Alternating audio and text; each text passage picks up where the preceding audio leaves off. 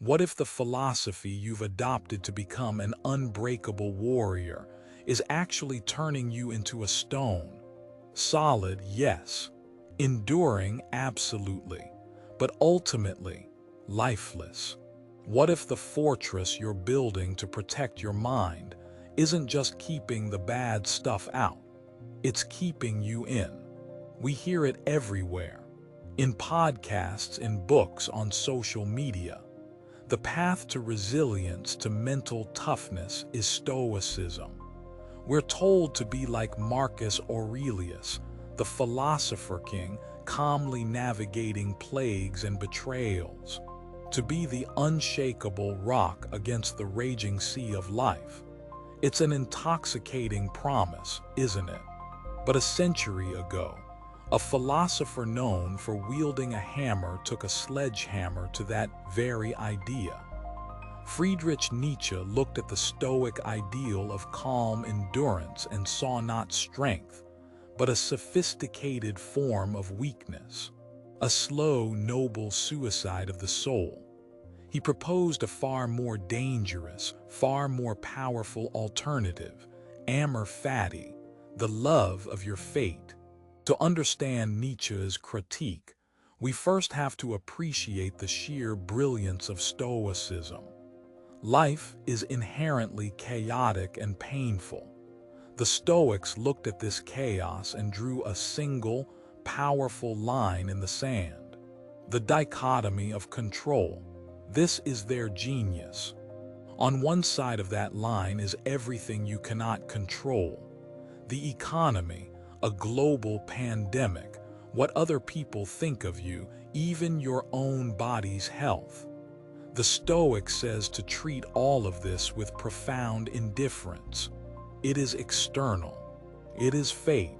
It cannot touch your inner self unless you let it. On the other side of the line is the only thing you truly own, your mind, your judgments, your choices, your will.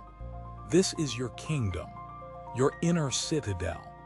The Stoics' entire practice is to guard this kingdom ferociously, ensuring that no external event can ever disturb its peace. This is the practice of apatheia. Not apathy or laziness, but a state of tranquil mind, free from the disturbance of overwhelming emotions. When disaster strikes, the Stoic does not panic. They analyze, they act on what they can control, and they accept the rest. It is the ultimate defensive strategy for life. And for millions, this strategy works. It provides comfort. It reduces anxiety. It builds a genuine sense of resilience against the inevitable hardships of existence. It allows you to endure, to survive, to remain standing, no matter how hard the wind blows. And that is a worthy goal. But is survival the highest goal a human can aspire to? This is the question Nietzsche throws at us. He looks at the Stoic, safe inside their fortress of indifference, and he sees a person who has opted out of life's grand, terrible, beautiful game. Nietzsche saw Stoicism as a philosophy born from exhaustion. It is for people who have been beaten down by life and whose only remaining desire is for it all to just stop hurting. Peace becomes the ultimate prize. But to achieve that peace, they have to file down the very edges of their soul. He argued that by building a wall against pain, you inevitably build a wall against ecstatic joy. The Stoic is like someone who refuses to go to the most incredible concert in the world because it might be too loud. They choose silence over symphony. Think of it like this. The same nerve endings that register agony also register ecstasy. To numb one is to deaden the other. The Stoic, in their quest for an unshakable mind, performs a kind of emotional surgery on themselves, removing their capacity for the highest highs to avoid the lowest lows. For Nietzsche, this was a tragedy. He believed that our greatest strengths are forged in the very fires of our suffering.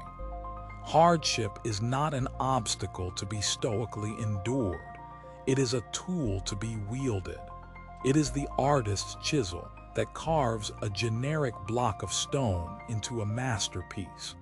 The Stoics' approach is, this terrible thing happened, but I will not let it affect my inner peace. They build a defense. Nietzsche's ideal individual declares, this terrible thing happened and I will integrate it, I will transform it, I will use it to become something more magnificent than I was before.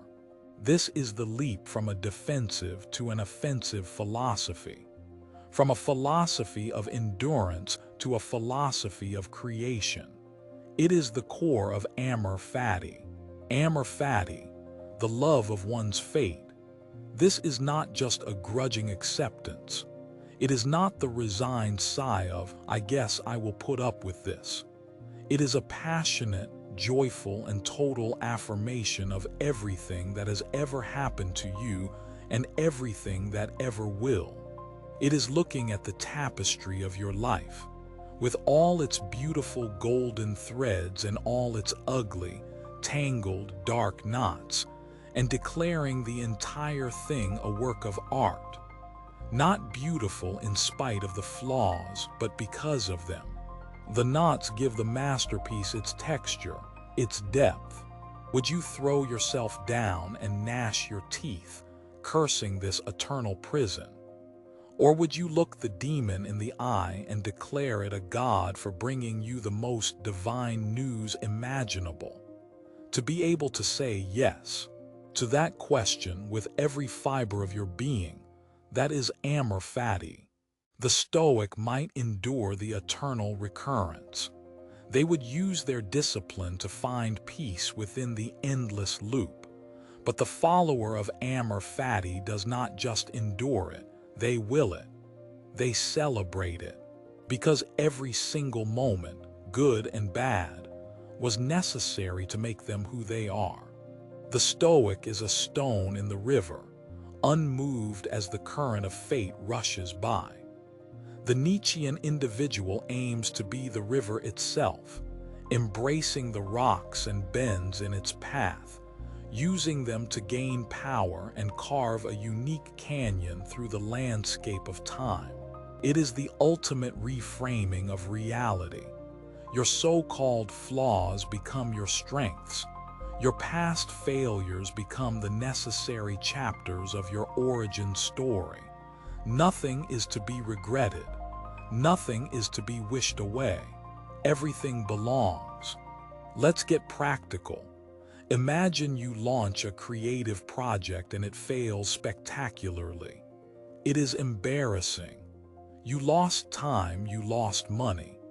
The Stoic response would be to calmly acknowledge the outcome as an external, learn the lessons, and maintain your inner tranquility. A powerful and healthy response. The Amor Fati practitioner goes a step further. Their internal monologue is not just, I am okay. It is, this failure was perfect. It was necessary. It is the only thing that could have taught me this crucial lesson with such force. This spectacular flameout is the fuel for my next, far greater creation. I love this failure. It is mine. Do you feel the energetic difference? One is about neutralizing a negative. The other is about transmuting it into a powerful positive.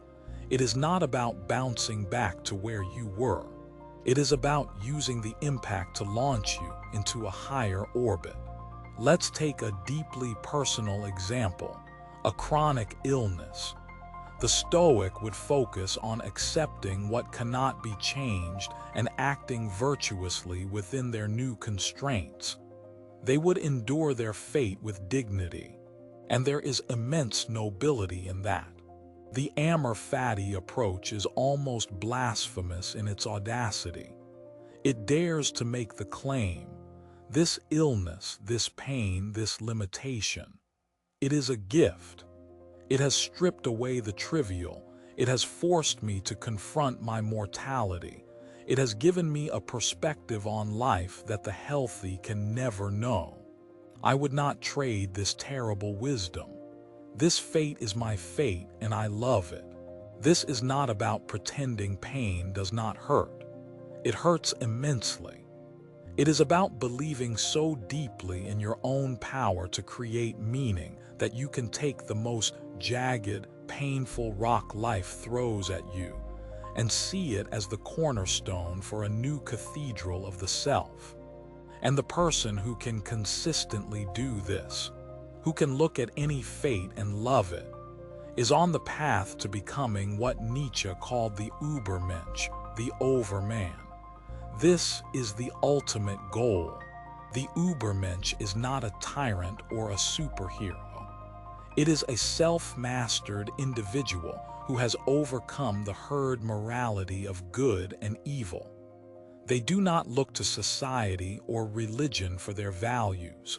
They look inward and create their own. Their guiding principle is the will to power, the innate drive to grow, expand, and overcome.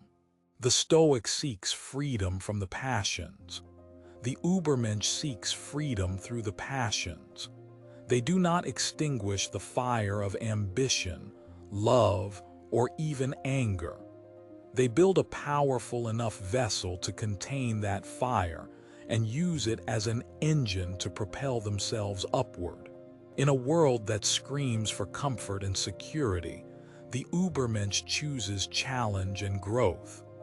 They are the antithesis of what Nietzsche called the last man, who wants only warmth, contentment, and a long, risk-free life.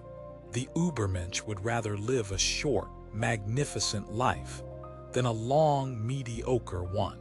They do not just accept life, they affirm it.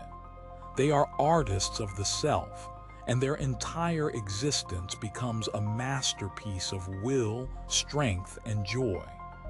They can dance and laugh in the face of the abyss because they have learned to love the whole of it. So here we stand at a philosophical crossroads.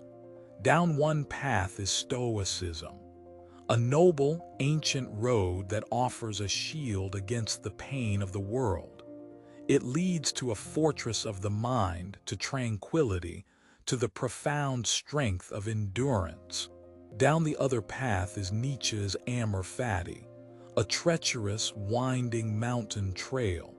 It offers not a shield but a hammer, not a fortress but a forge. It promises not peace but power, the power to transform all of reality through an act of will. Stoicism asks, how can I suffer less? It is a question of subtraction, of removing disturbance. Amor Fati asks, how can I become so powerful that even my suffering becomes a source of joy? It is a question of addition, of total integration.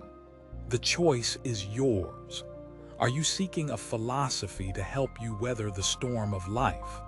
Or are you seeking a philosophy to help you become the storm? Are you building a shelter to survive? Or are you gathering the materials to build a new world? Ultimately, the path you choose defines the very nature of your strength. So now, you have to ask yourself, what if the philosophy you have adopted to become an unbreakable warrior is actually preventing you from learning how to fly? One philosophy teaches you to build a fortress to protect who you are. The other teaches you to burn that fortress to the ground, so you can discover who you have the potential to become. It's the choice between safety and ascent.